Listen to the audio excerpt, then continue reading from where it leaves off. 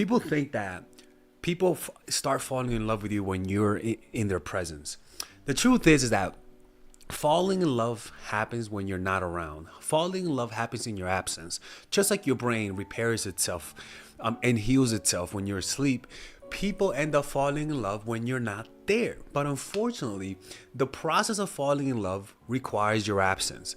Too much presence, and you're gonna get in the way of that natural process. Let me explain to you why. Okay, look,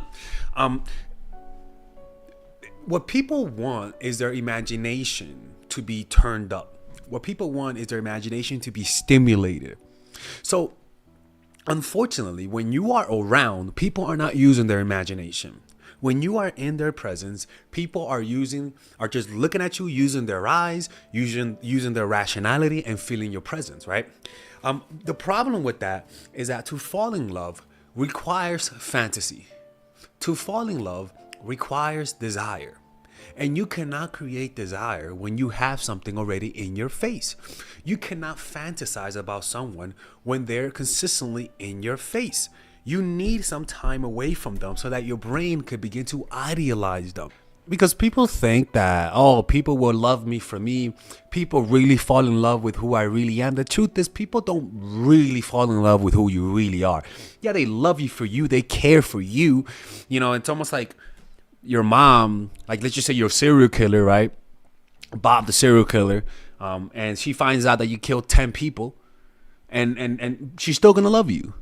Right? She's still gonna love you. She's realizing that you're a psychopath, but she's still gonna love you. And what is that? Well, this whole falling in love with who you are. If she was really reacting to who you are, she'll find you despicable, and she wouldn't love you. But the truth, people's love is not a thing that's based in reality.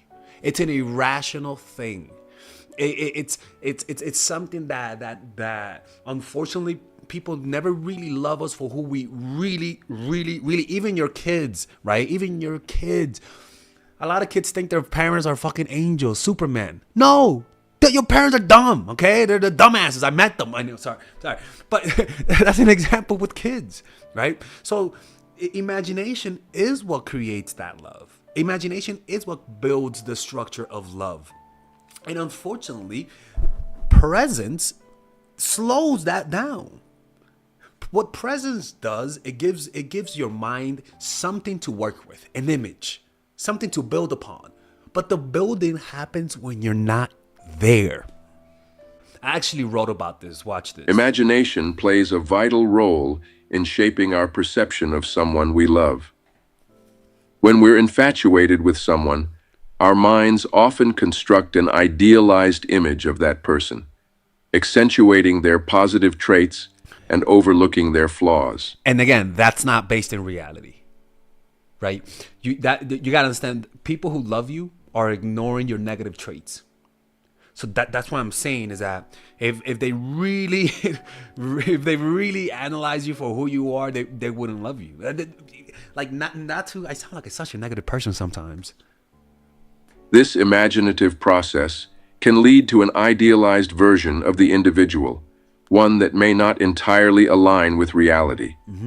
However, this idealized perception forms the basis of our emotional attachment and feelings of love. Right? Because think about it. Why would a child still cling on to his parents who are hurting him? Right? It's not based on reality. There's something completely fundamentally irrational going on that you guys have to understand. That presence destroys this. Or better yet, presence to me allows you to really start thinking straight about this person. Right? Like when we suffocate someone with too much presence and attention, we limit the opportunity for their imagination to shape their perception of us.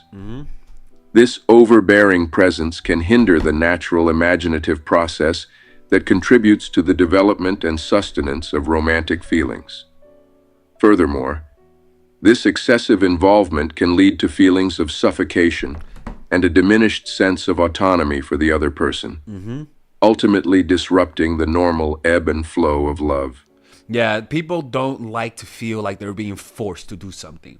And you're going to unconsciously signal that if you're too much in their presence. And also unconsciously signals that you are not at ease with yourself, that you have no self-love, that you have no true self-esteem that radiates from within you, that you don't have your own ecosystem of positive emotions. From a neuroscience perspective, the phenomenon of reduced love due to excessive presence can be understood through the concept of habituation. The brain's reward system is wired to respond to novelty and unpredictability, which are key components of romantic attraction and attachment. When one And you create the novelty through many different ways. And I could talk about that in another video, but an example is like when women have their makeup self versus their non-makeup self, right? For example, I love it when I wake up and the girl that I'm dating, she looks normal, right, without makeup. I like it, but then it makes it so much more fun that whenever we go out, I'm like, oh my god, it's you again, that person, right? That the Cinderella effect. That's an example, or even for guys, right, where we have that Cinderella effect. I think we do. Yeah, we do, right? Where we have different looks. A perfect example of the Cinderella effect is David Bowie, right? For guys, where David Bowie dressed completely different, and he looked like a completely different person based on what he dressed. If you go Google David Bowie face, you'll notice that he does this. Let me show you, right? I want to show you here because David Bowie, right? Notice how he looks completely different based on how he dresses. Look, right here. All of these look completely different people, and the only thing that he is doing is dressing different, right? So literally having a masculine way of dressing, and then one day maybe a feminine way of dressing, and then maybe one day you're like just completely different styles produces this effect. One's presence becomes constant and predictable, the brain's response to their presence. When one's presence becomes constant and predictable, the brain's response to their presence may diminish over time. This is akin to how repeated exposure to a stimulus can lead to a decreased physiological response. Like, for example, I have ringing in my ear, which sometimes doesn't annoy me, but I've gotten to the point where sometimes I don't even notice it, or sometimes I have like the dots, the things that move, the black dots in your eye, floaters. I don't notice it anymore. Before I used to. And sometimes when you are consistently there, people stop noticing your uniqueness, your beauty. You know, it's just human nature, and you have to understand that. Therefore, an overabundance of presence may lead to a decrease in the brain's reward response associated with romantic love.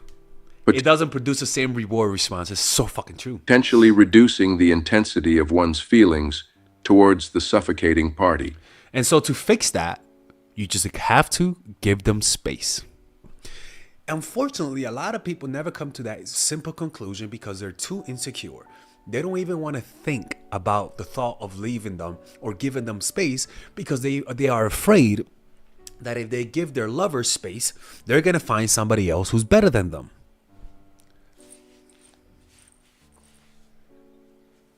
But the truth is that to stand out from other people, what you have to understand is that if you're with someone that spends 20 hours with someone versus spending 5 hours with someone, understanding this principle will let you understand that the one who spends 5 hours, that person is going to think of the person that they spent 5 hours with more than somebody who's consistently suffocating them with their presence.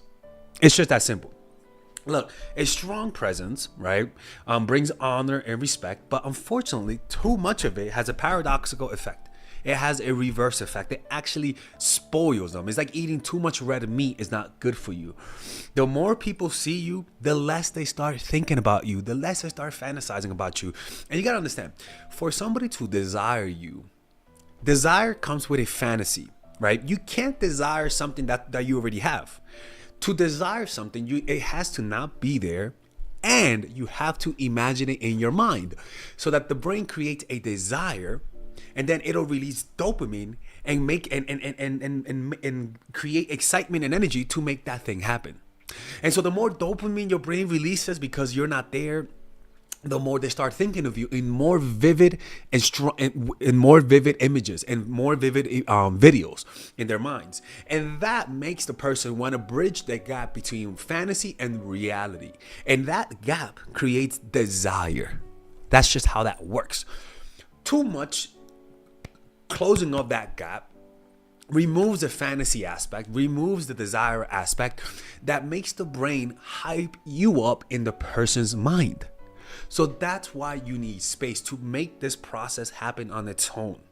If you're there too much, let me tell you something. When you're in their presence, all you got to make sure to do is make sure that you guys feel some chemistry, right? And you're gonna notice because he or she makes a lot of eye contact, right? He or she tries to be very physically close to you. They're not always trying to do stuff with you, but they're physically close.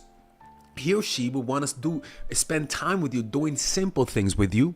So and above all, make eye contact, right? You gotta make sure you make eye contact. So for all of my autistic followers, you have to make eye contact. Why is that? Well, whenever you recall the memory of somebody that you spent time with, what you tend to notice is that the memory of imagining a lover or somebody that you like is usually with eye contact. If you're reminiscing through lust, someone in the past, you may not think about their eyes. You're gonna think about that ass. You're gonna think about how they looked and stuff like that. The focus of the imagination is gonna be more on their bodies, right? But if you're recalling a lover that you liked and that you guys had genuine chemistry, one of the things that will happen is that the way the brain is gonna recall them. It's gonna recall them by putting most of the emphasis of the mental picture on the eyes, the mouth, and then the nose, and then everything else will be sharp, but it won't be as sharp, and the sharpness will diminish. Like from the sharpest will be in the eye, and then it'll diminish the further it goes. But the difference is this: is that the image in the mind is still gonna be colorful, vibrant, and big, and with an emotional impact. But the most vibrant and the sharpest part of that imagination is going to be in the eyes. And also, the eyes is the one thing that has the most contrast, right? Out of all the body, the eyes has the most contrast. It has the whitest part and the blackest part. So it's obvious that whenever you are imagining your lover, you're going to imagine the eyes. Now, the mouth is the next thing that has a lot of contrast, right? So you're going to first imagine the eyes, and then you're going to imagine the mouth, because the mouth has a lot of contrast. It has the teeth, and it has the blackness on the inside, right? So those are the two things that you tend to focus on when you're having those mental images. So that's why it was very important that when you're in their presence, that you have those moments of eye contact and silence, because that's what they're gonna recall in your absence. But unfortunately, too many people don't understand this, and they suffocate their lovers with too much attention, right? A person's absence enhances their presence, but after a while, it diminishes once you know too much of the person. Your presence suppresses imagination. When you're there, when you're in their presence, it suppresses imagination. So what does that do? It suppresses desire. The more you imagine your lover, the more you want them. The less you imagine them, the less you want them. So when there's no imagination, there's no surprise, no mystery, no ambiguity that makes people want to see you more. It's how that works. So what people want is their imagination to be stimulated. So mix truth with fantasy. They want to desire something. So that's why and it's actually even better if when you're in the presence, you dress in a way that represents a stereotype. Don't just dress in a banal way, right? Dress in a way that communicates a stereotype, right? For example, when you see me, I represent something in culture, right? I represent, spiritual, hipster, a little bit of hood. I'm not from the streets, but a little bit of unhingedness, and that does activate people's imagination, because there is an archetype. You could think of Jimi Hendrix. You could think of what's that black guy that plays the guitar? That he was from the 90s. He kind of looks like me. He's better looking, by the way. What's his name again? Lenny Kravitz. There's an archetype to me. What you want is to have a physical archetype.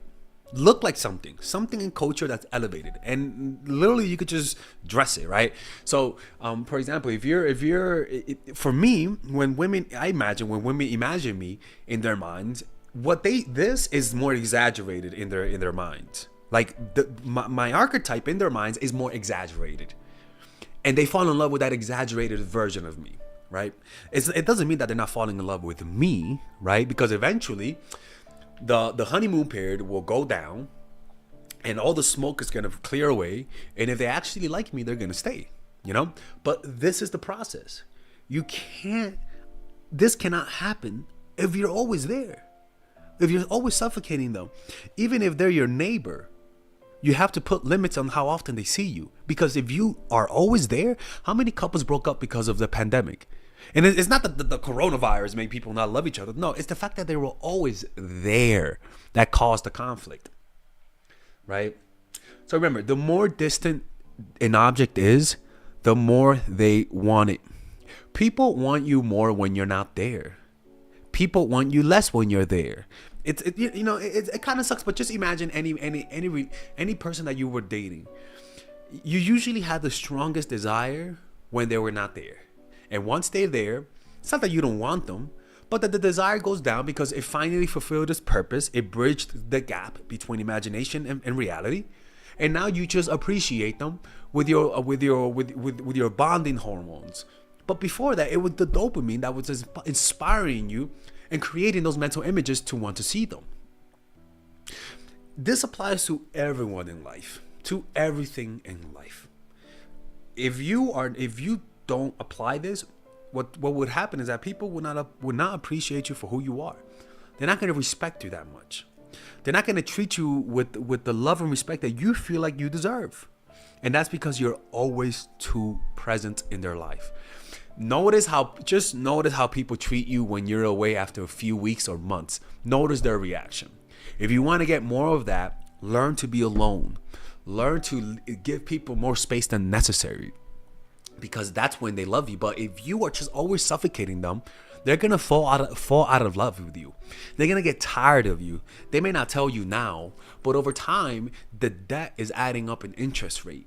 And one day they're gonna wake up and just be tired of you, just be bored of you. We just bored them too much with our presence. We have to mix it up. Now we could talk about how we could mix it up by being hot and cold, and you don't have to be hot and cold in a toxic way. There's many ways to spice up your presence in your presence. You know what I'm saying? But we could talk about that any other day. So remember, learn to withdraw before people unconsciously push you away. Learn to do that. It's very important. Too many people that are watching are annoying. You guys are annoying your partners. Just give them space and you'll notice they'll love you and appreciate it. Even if you feel like they don't need space, give them space. It's healthy for the relationship. It's very important that we learn to overcome our codependent tendencies, because it really does sabotage our relationships. And the way you do that is to purchase the book, The Power of Now, which I always have it next to me, by Eckhart Tolle. Check out my course, Emotional Mastery, or go to a 10-day Vipassana retreat, which I'm going next week. Look, I'm making a course. Everyone knows the course that I'm making. And you guys, and I'm not going to finish it by the end of the week, because I want to go to the meditation retreat and then finish up some and then rewrite some of my notes that I've taken. I think it'll be so much better if I do that, people. Okay, so please, we're delaying the release of the course. Everyone knows I'm always on time with my stuff. I never lie to my subscribers, who purchase from me. So yeah, just you guys have all the trust in me, and I'll just keep you guys updated. But I just want to do the 10-day retreat and just think about these concepts, and I think it'll be so much better. All right. Anyways, I'll see you guys later. Bye. All right, guys, we're going to have a brief intermission so that I could tell you guys about our new bundle that we're doing, where you guys can purchase all of my courses and get it at a discount. So this bundle is pretty much the bundle where you could just buy all of my courses. You could buy Nice Guy, which is a training course on how to come across more assertive, how to come across more confident, how to not give off nice guy vibes. You guys can get access to Dark Game, which is my full dating course on how to meet women in different scenarios, how to attract women, how to make sure you don't come across as creepy, and essentially how to act like a man and not act like a doofus, to be quite honest with you.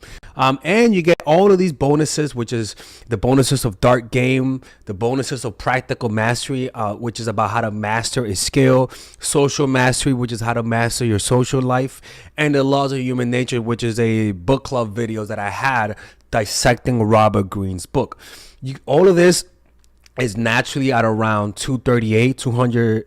naturally is at $346, but you guys can purchase this bundle and get it at what's the price again?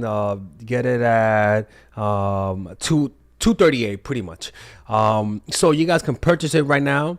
It's a money back 30-day money back guarantee. It's a good way to, rather than just buying them individually and paying extra, you guys can just purchase everything at a discount price. Now, the only thing I don't like is the fact that I'm giving you a lot of information at the same time. That makes me kind of scared because a lot of times people don't do the things that I teach when you get too much information. But I've gotten too many requests to do this, so I'm just satisfying you guys. Purchase it right now by clicking on the description down below where it says purchase the bundle. All right, let's continue with the video.